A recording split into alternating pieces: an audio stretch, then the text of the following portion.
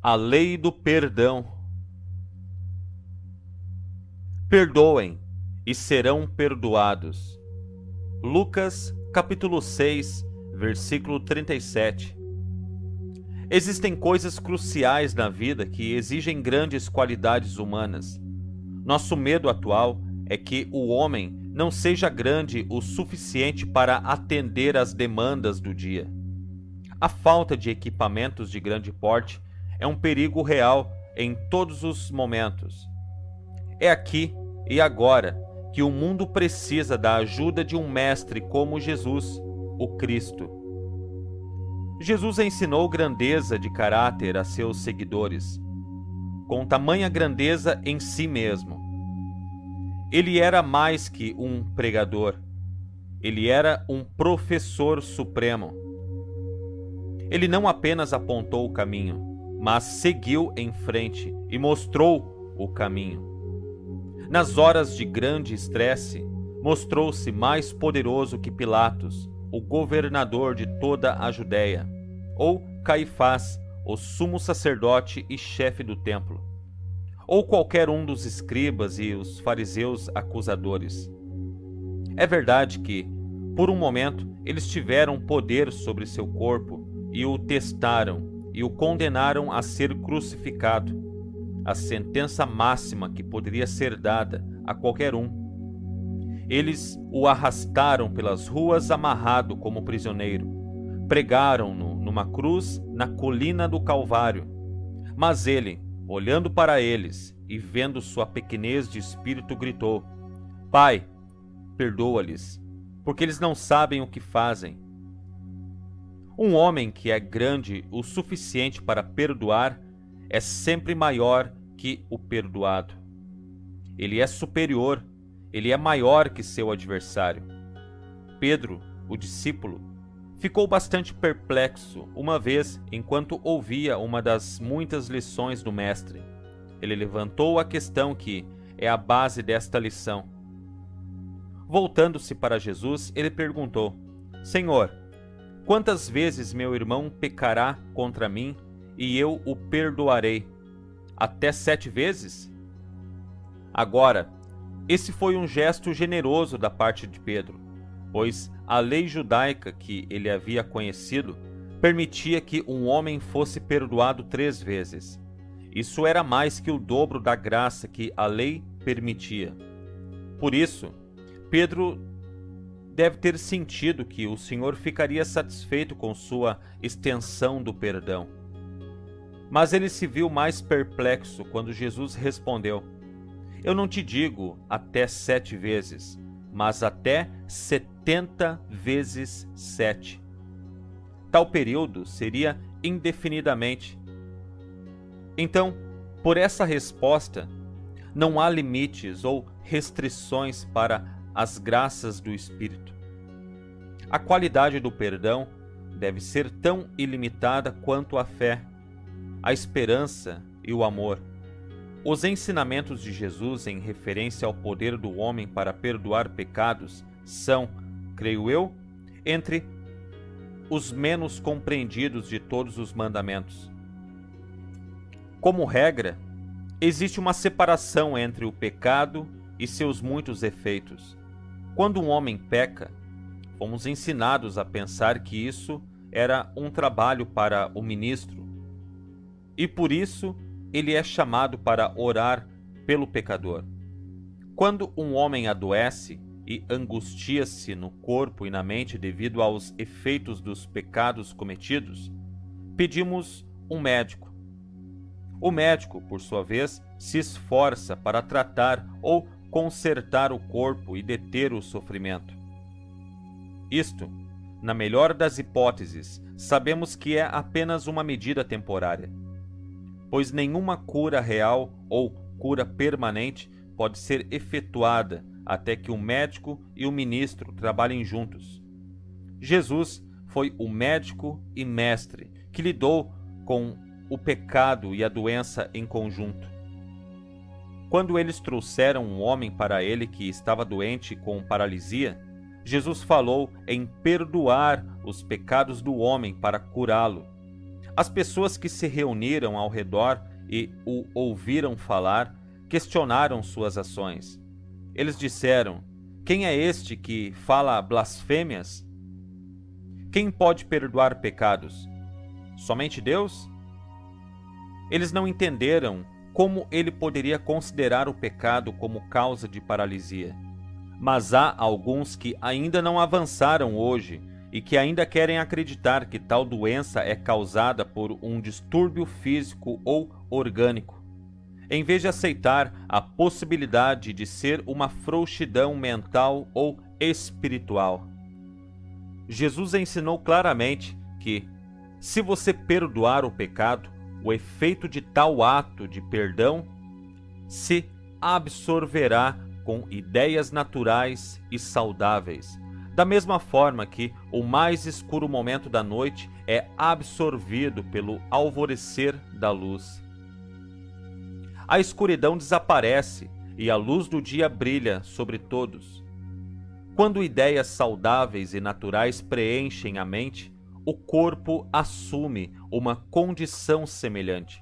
Assim, nossos homens e mulheres progressistas que estão se voltando para um campo mais amplo de estudo e estão realizando curas através de processos mentais e espirituais, não estão nos dando nada criado recentemente. Eles estão apenas alcançando os fatos de todos os santos, sábios, avatares e mestres, bem como dos cientistas mais brilhantes de nossos dias. Jesus ensinou que o lugar de origem de todo ato estava na mente. Ele disse, em resumo, que onde há luxúria no coração, há um pecado. Embora o ato nunca possa ser cometido, em outro lugar ele fala da origem do pecado estar na mente antes de o ato ser cometido. Pois de dentro, disse ele, do coração do homem procede os maus pensamentos, adultérios, assassinatos, roubos, engano, blasfêmia, orgulho e loucura. Todas estas coisas más vêm de dentro e elas contaminam o homem. Os cientistas aceitam a verdade de que o corpo do homem é movido pela mente, que todo o seu funcionamento é governado por um pensamento dominante, seja esse pensamento subjetivo ou objetivo, seja consciente ou inconsciente. Aqueles que estudam os processos mentais descobrem que todas as condições do corpo são criadas ou causadas pela mente. Sabe-se que a criação em toda e qualquer forma é governada por e sujeita a uma lei. Assim, quando alguém usa de forma incorreta, inverte ou viola uma lei, esse erro é chamado de pecado. Um pecado é um erro, um mal entendido, é um erro de julgamento. Um erro está faltando ou desobedecendo a lei, seja essa lei mecânica ou espiritual. Correção é o único método de ajuste ou de apaziguar a lei. Assim, arrependimento e perdão são os únicos meios disponíveis para alterar e corrigir o erro. Eles são o único meio de libertar o homem de sofrer as consequências dolorosas de um erro. Eles são o único meio que lhe permitirá estar em harmonia ou em harmonia com a lei. Perdão do pecado significa que devemos perdoar, abandonar e esquecer esse pensamento, pessoa ou condição que motivou o pecado. Significa abandonar ou deixar ir aquilo que você não deve fazer. Abandonar ou liberar os pensamentos ou ideias erradas é ser absolvido e libertado de seus efeitos pecaminosos. O perdão é o primeiro requisito que permite ao homem estar em harmonia com a lei do seu ser. Quem pode dizer o que é essa lei? Podemos perguntar: qualquer um que estuda o homem como um ser mental e físico pode conhecer a lei. Se ele tentasse aprender a lei estudando as ações físicas e os resultados do pecado sozinho, isso levaria a lugar nenhum. Ele estaria correndo em círculos, e isso seria inútil e fútil. Se ele for mais a fundo e estudar as causas e aquilo que motivou o pecado, ele obterá resultados. Ele deve analisar o caso e procurar por algum choque ou condição oculta e esquecida que teria causado a doença. Então, a menos que esse pensamento abrigado seja arrancado da mente inconsciente ou da memória, essa condição continuará a aparecer de novo e de novo, apesar de todos os remédios superficiais que podem ser aplicados para deter a dor. Como ervas daninhas em seu jardim, se você for cortá-las toda vez que aparecerem diante de seus olhos, elas podem ser cortadas por um tempo, mas, como não foram arrancadas pelas raízes, elas brotarão novamente.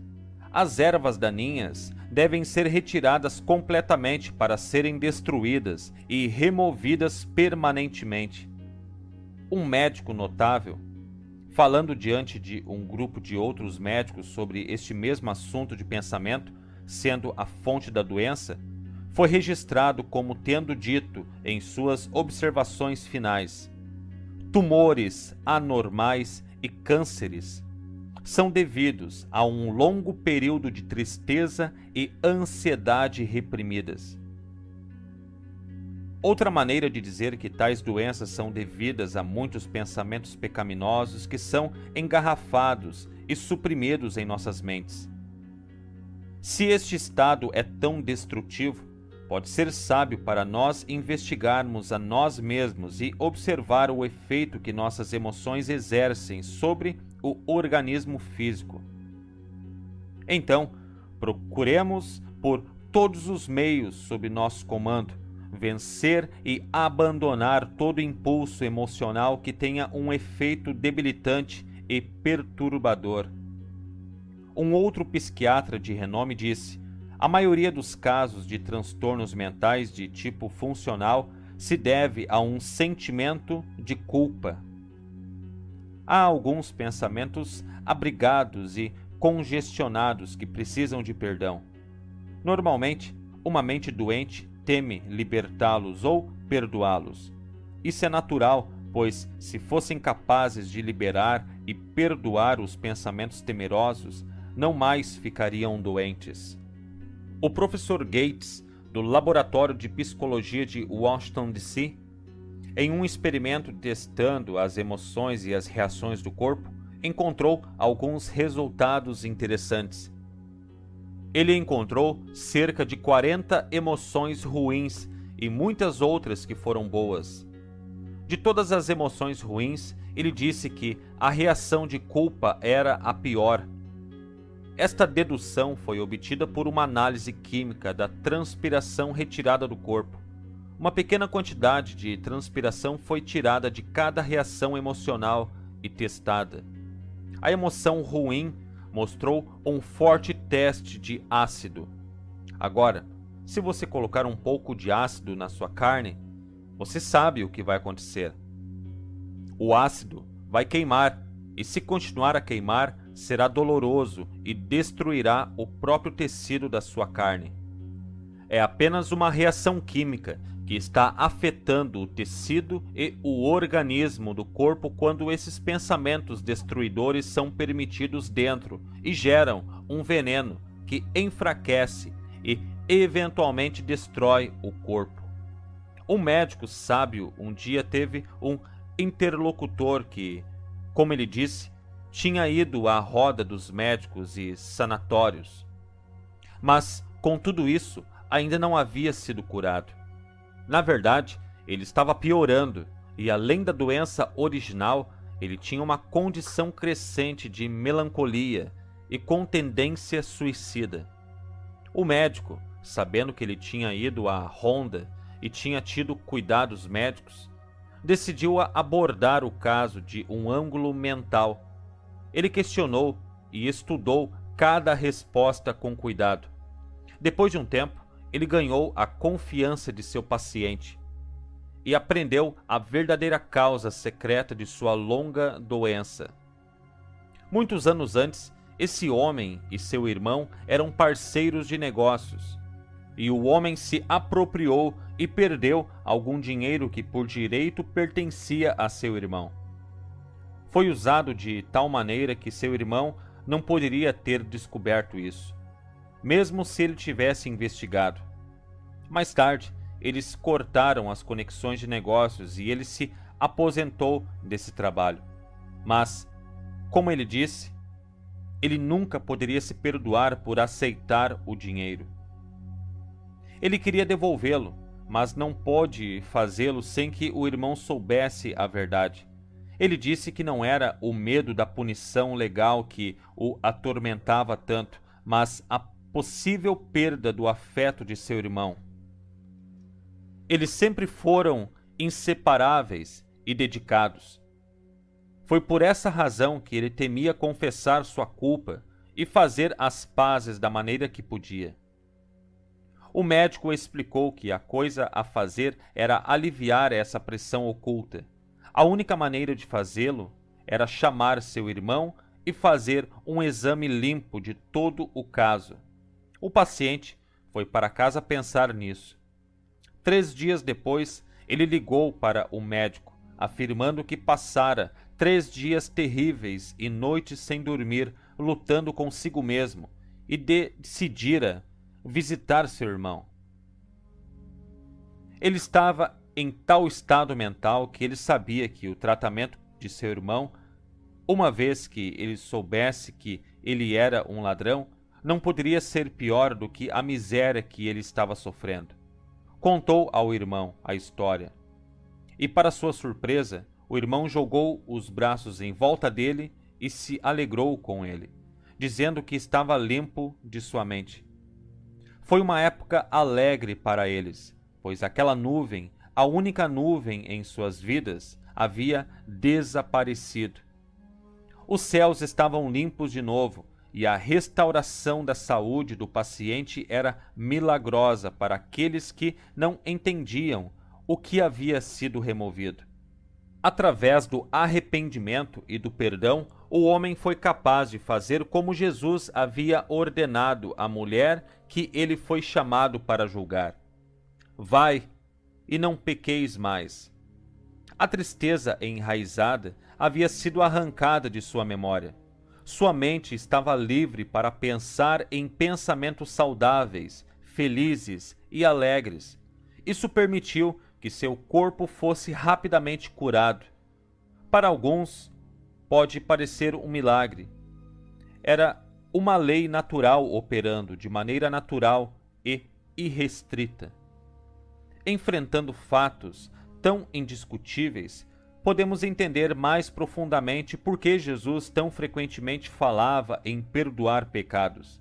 Ele conhecia a lei do perdão e sabia quão vitalmente importante era o papel que desempenhava na vida de todos os homens. Quanto mais estudamos, mais nos surpreendemos com sua simplicidade e precisão de realização. Devemos abandonar, pois, como diz Salomão, um pecado abandonado é um pecado perdoado. Perdoar, liberar alguma parte de nossa disposição que não é um ativo nem um prazer para os outros ao nosso redor. Por sua vez, estamos consertando a brecha em que perdemos a marca, cometemos um erro ou pecamos. As ervas daninhas não se removem com o tempo. Em vez disso, eles vão aumentar e crescer mais fortes até que eles sufoquem a flor. O mesmo acontece com nossos pensamentos pecaminosos. Nosso jardim de nossa memória, eles devem ser arrancados, expulsos e destruídos, para que apenas flores de pensamentos saudáveis e felizes possam crescer. Um homem pode ter o hábito de beber em excesso, e não é apenas infeliz dentro de si, mas causa muita infelicidade em sua casa. Se ele deseja superar o hábito pecaminoso, ele irá receber toda a ajuda de seus amigos e entes queridos para ajudá-lo a resistir ao desejo e à ânsia de beber. Vez após vez, ele se eleva acima da tentação e depois falha. Repetidamente, sua família o perdoa e o encoraja a continuar lutando. Finalmente, ele alcança o lugar quando ele não tem mais o desejo. Então, ele é capaz de abandonar o desejo de beber e superar seus efeitos pecaminosos. Então, ele abandonou não apenas a bebida, mas o desejo pela bebida. Quando o homem abandona a ideia que estimula o desejo e provoca a ação física, então a lei o perdoa e o eleva de seu efeito debilitante. Um pecado abandonado é um pecado perdoado quando o pensamento ou ideia que motivou o pecado é corrigido. Tiago explica a verdade claramente ao dizer: cada um, porém, é tentado pelo próprio mau desejo, sendo por esse iludido e arrastado. Em seguida, esse desejo, tendo concebido, faz nascer o pecado ou o erro. Simplificando, significa que todo homem, quando concebe uma ideia que é errada, destrutiva ou má, e dá morada para essa ideia, eventualmente faz com que ela se torne um fato. Quando ele deseja superar uma condição pecaminosa, ele não perde tempo lutando com o fato, mas corrige, esquece, perdoa a ideia que o iniciou. Esta é a erva daninha no jardim que deve ser arrancada. O topo, galhos, caule, raiz e tudo para ser completamente descartado. Em outro momento descobrimos que Jesus repetiu a lei e com alguma explicação. Em sua oração, ele declara: perdoa as nossas dívidas, assim como nós perdoamos aos nossos devedores. Esta é uma proposta perfeitamente razoável. Ao perdoarmos os que transgridem contra nós, assim seremos perdoados de nossas transgressões. Esta lei nos acompanhou através do tempo, e hoje falamos dela como se fosse algo novo. Chamamos de psicologia moderna. A lei diz que certas ideias devem ser dissolvidas e limpas da mente para que outras ideias ou ideias novas possam substituí-las. Pode ser explicado como uma garrafa que já está cheia, que deve ser esvaziada antes de ser recarregada ou adicionada. Jesus falou disso ao declarar a seguinte frase: não coloque vinho novo em odres velhos, senão os odres se rompem. Por exemplo, se você tem em mente que alguém o ofendeu ou tratou injustamente, você não pode estar livre de seus erros ou injustiça, desde que você mantenha esse pensamento em sua consciência. Muitas vezes as pessoas se queixam de que não entendem claramente ou obtêm a iluminação do Espírito como outras pessoas testificaram. Você só precisa procurar em sua memória para encontrar a causa. Se você não obtiver a compreensão que espera, primeiro procure em sua mente por pensamentos ocultos e implacáveis que tenham ficado afastados de sua atenção. O seu reino do pensamento está cheio de ressentimentos que você pode ter contra alguma pessoa ou condição? Você tem a sensação de ter sido desprezado por alguém? A lei diz: se não perdoardes as suas transgressões, também o vosso Pai não perdoará as vossas ofensas. Fazemos as condições para nós mesmos quando cumprimos as exigências da lei. Algumas pessoas perguntam se isso vale para o cancelamento das obrigações monetárias daqueles que nos devem, ou, literalmente, devemos cancelar as dívidas de nossos devedores? Nos últimos meses, houve várias pessoas que colocaram na primeira página do jornal seus livros com todos os recibos pagos para todos os que lhes deviam. Isso eliminou as dívidas? Bem, os devedores elogiaram essas almas tão generosas e voltaram para fazer mais negócios com o dono da mercearia ou o dono do açougue e pediram que fossem cobrados pelo que eles estavam comprando no ato. Em outras palavras, os devedores ficaram contentes em se livrar da dívida contra eles e não sabiam fazer mais nada diferente do que retornar e abrir uma nova conta nestes mesmos lugares. A resposta é: enquanto acreditarmos na necessidade e na realidade da dívida, essa mesma dívida continuará a perdurar. Enquanto acreditarmos nas dívidas, ficaremos endividados e continuaremos a recolher todas as cargas e dores de cabeça que vêm com eles.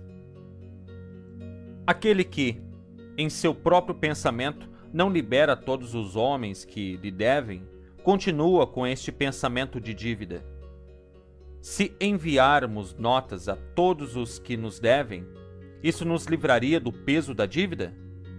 Não, a assinatura dos recibos não apaga a ideia de dívida de nossas mentes. Primeiro devemos apagar de nossas mentes o pensamento de que qualquer um pode nos dever alguma coisa. Isso, então, nos levará a uma atmosfera clara, na qual semeamos sementes ou ideias de abundância para aqueles que estão endividados para conosco. Dessa maneira, os devedores encontrarão a mente mais fértil para produzir pensamentos de abundância. Quando eles captam o espírito do pensamento fluente da abundância, eles ficarão felizes em pagar suas dívidas, e tudo o que é justamente nosso virá a nós alegremente. Em outras palavras, quando libertarmos nossas mentes de todos os pensamentos de dívidas e tentamos perceber mais e mais a presença de abundância, em breve seremos fortes o suficiente para alcançar e realizar abundância para nossos devedores. Ao serem levantados dos pensamentos de limitação e falta, atrairão cada vez mais substância com a qual podem pagar suas contas. Desta forma, e somente desta maneira, as dívidas podem ser permanentemente canceladas, através da aplicação da lei do perdão. Ambas as partes envolvidas serão elevadas de uma consciência de dívida limitada para uma consciência de prosperidade e abundância ilimitada. Todos devem, em algum momento, trilhar o caminho do perdão. Nós devemos aprender a viver esta lei. Deve ser importante, pois o Mestre ensinou que não havia esperança de perdão para o implacável. Apenas como nós perdoamos, somos perdoados. Temos que fazer o primeiro esforço. Nossa disposição deve abrir o caminho para o nosso perdão. Não nos atrevemos a pedir mais da lei do que podemos nos estender a nós mesmos ou aos nossos irmãos. A menos que provemos esta lei vivendo-a, não podemos esperar ganhar a grandeza de caráter que a vida requer. Enquanto refletimos sobre todo esse pensamento, podemos nos perguntar se o Mestre estava ansioso pela parte essencial que o perdão deve desempenhar na ordem dos eventos mundiais hoje em dia. A verdade corre profundamente na vida cotidiana. Quando nos lembramos das rivalidades que prevalecem em quase todas as lojas e escritórios, quando vemos os ciúmes que dividem a vizinhança, quando observamos e sentimos a inveja ao mesmo tempo educacional e profissional, quando temos conflitos e discórdias em nossas próprias casas, se não podemos perdoar, podemos saber que temos uma pequena parte da alma intocada pelos ensinamentos do Mestre. Estes são nossos testes diários, pois é na escola do perdão que as lições da vida são aprendidas. Perdoar. Esse pequeno delito de ontem, por que deveria estragar o hoje? A coisa que ele disse, a coisa que você fez, já passou há muito tempo, pois ontem foi apenas um julgamento. Hoje você terá sucesso. E dos erros de ontem virá algum ato nobre. Perdoe sua negligência. Não condene o passado, pois se foi com seus erros e suas memórias não podem durar. Esqueça os fracassos e os erros de tal experiência, porque você deveria deixar sua cabeça curvada? Levante o seu coração e os seus olhos.